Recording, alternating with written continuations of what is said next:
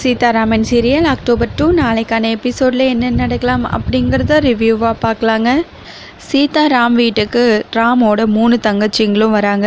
ராம் இல்லைன்னு தெரிஞ்சதுமே சீதா அசந்த நேரமாக பார்த்து கத்தியை வச்சு 3 பேரும் சேர்ந்து சீதாவை அட்டாக் பண்ணுறாங்க. அந்த நேரம்னு பார்த்து கரெக்டாக துரை வந்து சீதாவை காப்பாற்றிடுறாங்க. அவங்க 3 பேர்த்துக்கும் அற வச்சு திட்டவும் அங்கேருந்து எஸ்கேப் ஆயிடுறாங்க 3 பேரும்.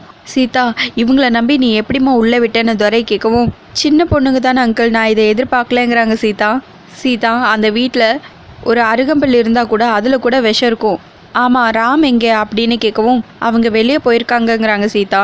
இவங்களையெல்லாம் விடவே கூடாது சீதா அப்படின்னு சொல்லிட்டு உடனே துரை அவரோட ஃபோன் எடுக்கிறாரு. அதில் நம்பரை டயல் பண்ணவும், யாருக்கு அங்கிள்ங்கிறாங்க சீதா. போலீஸ்க்கு தான், அவங்களையெல்லாம் உள்ளே வச்சாதான் சரியாக வருங்கிறாங்க துரை. வேணாம் அங்கிள், அவங்கெல்லாம் படிக்கிற பிள்ளைங்க, வாழ்க்கை போயிடும். வேணாம் அங்கிள்ங்கிறாங்க சீதா. படிக்கிற பிள்ளைங்க பண்ணுற காரியமாக இதுங்கிறாங்க துரை. வேணாம் அங்கிள், நீங்கள் மட்டும் கரெக்டான டைமுக்கு வரலன்னா நான் போய் சேர்ந்துருப்பேன். நான் என்ன அங்கிள் தப்பு பண்ணேன்? என்னை ஏன் எல்லாரும் வேண்டாதவளாவே பார்க்குறாங்க? அந்த வீட்டில் பெரியவங்கள்லேருந்து குழந்தைங்க வரைக்கும் என்னை எதிரியாகவே நினைக்கிறாங்களே. போலீஸ்க்கெல்லாம் சொல்ல வேணாம் அங்கிள் ப்ளீஸுங்கிறாங்க சீதா விட்டா கொன்றுப்பாங்க, உயிரை எடுத்துகிட்டு தான் போயிருப்பாங்க.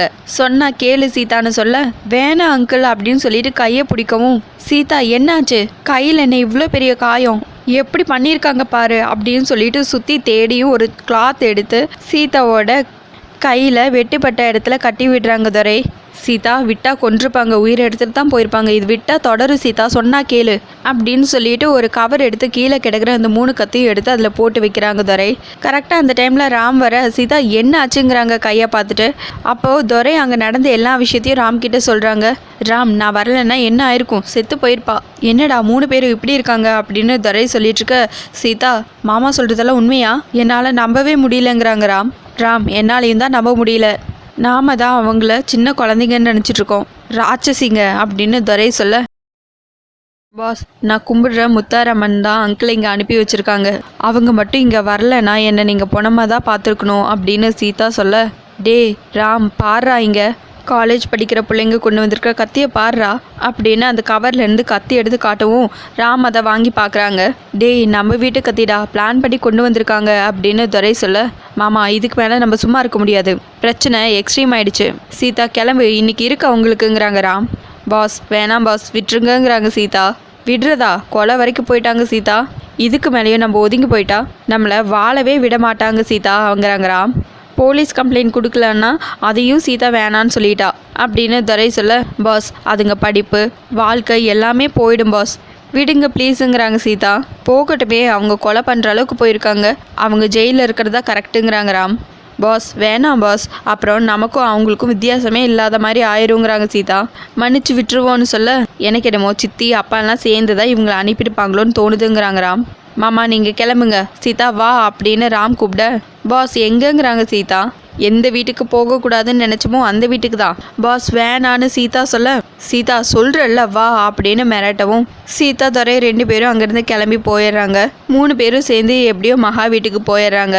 வெளியே நின்று ராம் சித்தின்னு கத்த, சேது சுபாஷ் 2 பேருமே டே ராம் வா வா, உன்னை நான் எதிர்பார்க்கவே இல்லை அப்படின்னு சொல்ல, மகா யார் வந்திருக்காங்கன்னு பாரு அப்படின்னு சொல்லவும் மகா அர்ச்சனா 2 பேரும் வராங்க. ராம் வந்திருக்க ஆச்சரியமா இருக்குன்னு அர்ச்சனா சொல்ல, அக்கா அவசரப்படாதீங்க அப்படின்னு மகா சொல்லிட்டு இருக்க, டே ராம் இந்த வீட்டில் நீ என் முன்னாடி நிற்கிறது எனக்கு ஏதோ கனவு மாதிரி இருக்குடா, உள்ளவா அப்படின்னு சேது கூப்பிடுறாங்க. சுபாஷும் உள்ளவா ராம்னு சொல்லி கூப்பிடுறாங்க.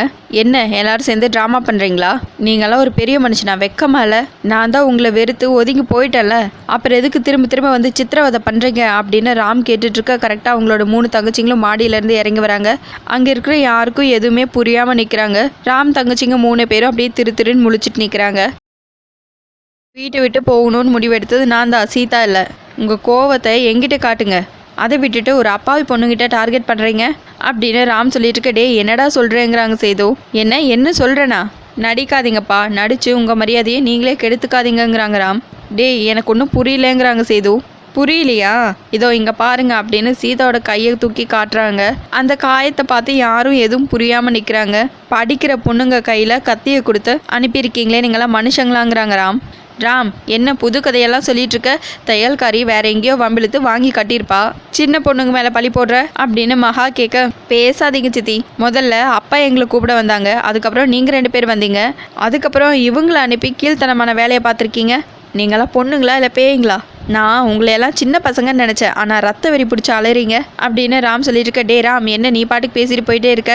இவங்க என்னடா பண்ணாங்கன்னு சுபாஷ் கேட்க, இவங்க 3 பேரும் இன்னைக்கு வீட்டுக்கு வந்து சீதாவை மர்டர் அட்டம் பண்ணியிருக்காங்க அப்படின்னு ராம் சொல்ல. வாட் அப்படின்னு மகா கேட்க, நல்ல வேலை மாமா வந்து தடுத்திருக்காங்க, இல்லைன்னா சீதாவை கொன்றுப்பாங்க அப்படின்னு ராம் சொல்லிட்டு இருக்க.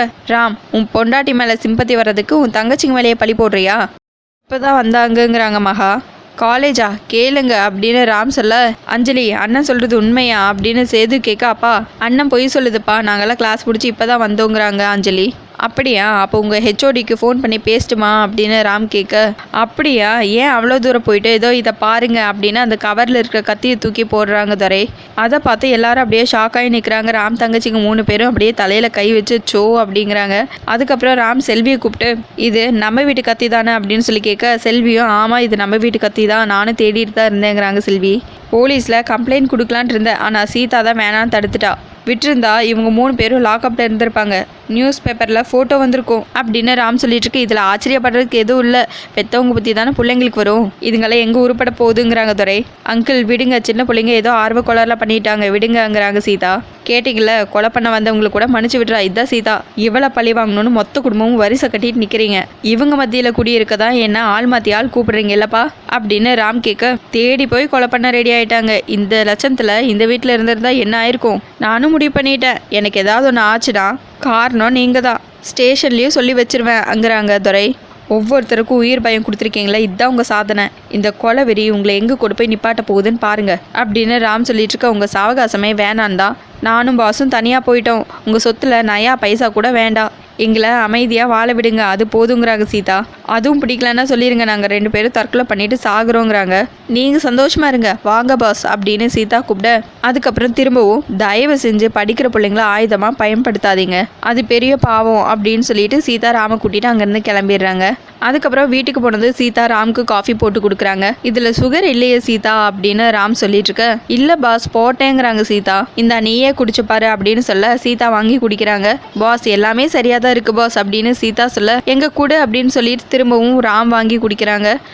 இப்போ கரெக்டாக இருக்குது அப்படின்னு சொல்ல, உதடு பட்டுச்சுல அதுதான் காஃபி ஸ்வீட்டாக மாறிடுச்சு அப்படின்னு ராம் சொல்லிட்டு இருக்க. சீதா அப்படியே வைக்கப்படுறாங்க. இது எல்லாத்தையும் சத்யன் மீரா நின்று வேடிக்கை பார்க்குறாங்க. இப்போ உள்ளே வரலாமா இல்லை போயிட்டு நாளைக்கு வரலாமா அப்படின்னு மீரா கேட்க. 2 பேரும் ஓடி வந்து சத்யன் மீராவை உள்ளே வாங்கன்னு சொல்லி கூப்பிடுறாங்க. என்னை விடு, நான் உன் மேலே கோவமாக இருக்கேன், என்கிட்ட ஒரு வார்த்தை சொல்லியிருக்கலாம்ல, இப்படி ஒரு வீட்டில் வாழ்ந்துட்டு இருக்கீங்க அப்படின்னு மீரா சொல்லிட்டு இருக்க. அட்லீஸ்ட் எனக்கு ஒரு ஃபோன் பண்ணியிருக்கலாம்லன்னு சத்யன் கேட்க. உங்களுக்கே இவ்வளோ பிரச்சனைக்கு அப்புறம் இப்போ தான் கல்யாணம் ஆயிருக்கு, உங்களை கஷ்டப்படுத்த வேணான்னு தான் நான் சொல்லலைங்கிறாங்க சீதா.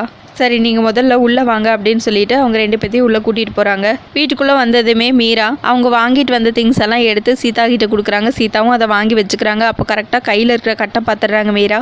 இது அந்த 3 பிசாசுங்க பண்ண வேலை தானே சீதா அப்படின்னு மீரா கேட்க. இப்போ எப்படி சீதா இருக்குது கையை அப்படின்னு மீரா கேட்க. இப்போ பரவாயில்லக்கா, ஊசியெல்லாம் போட்டு வந்துட்டோம் அப்படின்னு சீதா சொல்ல.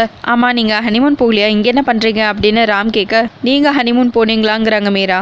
இங்கே தான் எங்கள் ஹனிமூன் அப்படின்னு சீதா சொல்ல. அப்படியாங்கிறாங்க மீரா. ஆமாக்கா அப்படின்னு சீதா சொல்ல. ஹனிமூன் நல்லா போதும், நீங்கள் முதல்ல கிளம்புங்க அப்படின்னு சத்யன் சொல்ல. எல்லாத்தையும் எடுத்து வைங்க, டே ராம் கிளம்பு அப்படின்னு மீரா சொல்ல. இல்லை, நானும் சீதாவும் இங்கே ரொம்ப நிம்மதியாக இருக்கும், சந்தோஷமாகவும் இருக்கும், இப்போ தான் எங்களுக்குள்ள புரிதல் ரொம்ப நல்லா இருக்குது அப்படின்னு ராம் சொல்ல. நாங்கள் 2 பேரும் ஹாப்பியாக தான் இருக்கோங்கிறாங்க சீதாவும்.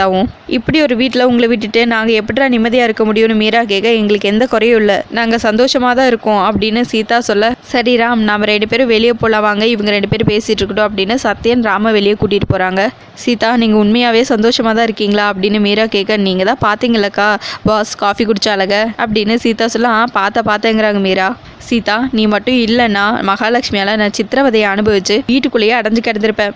சத்யாக்கும் எனக்கும் கல்யாணம் உங்களால் தான் நடந்தது, இதுக்கெல்லாம் நான் உங்களுக்கு எவ்வளோ நன்றியோடு இருக்கணும்னு என்னால் சொல்ல முடியல சீதாங்கிறாங்க மீரா. அக்கா, எதுக்கு இந்த நன்றியெல்லாம், நீங்களும் எனக்கு உண்மையான அக்கா மாதிரி, என்னால் செய்ய முடிஞ்சது இதுதான். இப்போ பாருங்கள் எவ்வளோ அழகா புன்னகையோடு இருக்கீங்க. அக்கா, நீங்களும் தேனிலவுக்கு போகணும், ஜாலியாக சுற்றணும், மறக்காமல் எனக்கு ஃபோட்டோஸ் எல்லாம் அனுப்பணும் சரியா, அப்புறம் எங்களுக்கு ஒரு ட்ரீட்டும் தரணும் அப்படின்னு சீதா சொல்ல. அதுக்கு என்ன, தந்துட்டா போச்சு அப்படின்னு அப்படின்னு மீரா சொல்ல, சரி வாங்க ஷாப்பிங் போயிட்டு வரலாம், விருந்து ரெடி பண்ணோம்ல அப்படின்னு பேக்கை தூக்கிட்டு 2 பேரும் கிளம்பிடுறாங்க. இன்னொரு பக்கம் சேது அவங்க 3 பொண்ணுங்களையும் வெளுத்து வாங்கிட்டு இருக்காங்க. இதை பார்த்து துரை ரொம்பவே சந்தோஷப்படுறாங்க. மகா அர்ச்சனா 2 பேரும் வேண்டாம் தடுக்க ட்ரை பண்றாங்க. சேது பிள்ளைங்களை அடிக்காதீங்க அப்படின்னு சொல்ல, என்ன இதுங்க பிள்ளைங்களா, கொலை பண்றதுக்கு கத்தி எடுத்துட்டு போயிருக்காங்க, ஒருவேளை குத்தி இருந்தா அவ உயிர் போயிருக்கும், இவங்க ஜெயிலுக்கு போயிருப்பாங்க, ராம் ஜென்மத்துக்கு என்ன வெறுத்திருப்பான், என்ன தைரியம் உங்களுக்கெல்லாம் அப்படின்னு சொல்லிட்டு திரும்பவும் சேது அடிக்க ஆரம்பிச்சுறாங்க. அப்படிதான் வேணும், நல்லா வேணும், அடிக்கிற அடியில பள்ளிகளெல்லாம் கலந்து போயிடணுங்கிறாங்க துரை. அதான் எதுவும் இல்லைல்ல, தையல்காரி என்ன செத்தா போயிட்டா அப்படின்னு சுபாஷ் கேட்க, அவளுக்கு ஒன்றும் ஆகலடா, என் பையன் திரும்ப வீட்டுக்கு வந்துருவான்னு நினைச்ச பாரு, அந்த நம்பிக்கை தான் செத்து போச்சு, எல்லாத்தையும் கெடுத்து வச்சுட்டாங்க. சொல்லுங்க யார் போட்ட பிளான் அப்படின்னு சேது கேட்க, இது சத்யா போட்ட பிளான் தான் அப்படின்னு சொல்லிடுறாங்க. ஆமாம் பெரியப்பா, சத்யா தான் இந்த பிளானை போட்டா, நீங்கள் இப்படி இருக்கிறத பார்க்க முடியாமல் இப்படி பண்ணிட்டோம், இது எல்லாத்துக்கும் காரணம் அந்த தையல்காரி தானே, அவளை கொன்னுட்டா அண்ணன் திரும்ப நம்ம வீட்டுக்கு வந்துரும்னு நினச்சி தான் இப்படி பண்ணிட்டோம் அப்படின்னு சொல்லிடுறாங்க. அண்ணன் இதோட விட்டுருங்க அப்படின்னு சுபாஷ் சொல்ல, டேய் விட்டுருந்தா 3 பேர் ஜெயிலுக்கு போயிருப்பாங்க, எல்லாம் உன்னை சொல்லணும், உன்னோட கிறுக்கு புத்தி தானே உன் பிள்ளைங்களுக்கு வரும் அப்படின்னு சேது கேட்டுட்டு இருக்க. என்ன கிறுக்குங்கிறீங்க, அஞ்சலி தானே முதல்ல தூண்டி விட்டா, அவளோட வளர்ப்பு மட்டும் சரியா அப்படின்னு அர்ச்சனா கேட்டுட்டு, அர்ச்சனா நான் அவனை சொன்னேன், நீ சும்மா இருங்கிறாங்க சேது, நீங்கள் என் பிள்ளைங்களை அடிப்பீங்க, என் புருஷனையும் திட்டுவீங்க, நான் பார்த்துட்டு சும்மா இருக்கணுமா அப்படின்னு அர்ச்சனா கேட்க, அவன் என்னெல்லாம் பண்ணியிருக்கான்னு தெரியுமா உனக்கு, தெரிஞ்சிச்சுன்னா நீயே அவனை வெறுத்துருவ, ஆந்திராவில் அவன் அப்படின்னு சேது சொல்ல வராங்க. சுபாஷ் அப்படியே ஸ்டாப் பண்ணுறாங்க. சொல்லுங்கிற மாதிரியே துரை ஒரு ரியாக்ஷன் கொடுக்குறாங்க. அதோட எபிசோடு முடிச்சிருக்காங்க. உங்களுக்கு இந்த வீடியோ பிடிச்சிருந்தா லைக் அண்ட் சப்ஸ்கிரைப் பண்ணி நம்ம சேனலை சப்போர்ட் பண்ணுங்கள். தேங்க்யூ.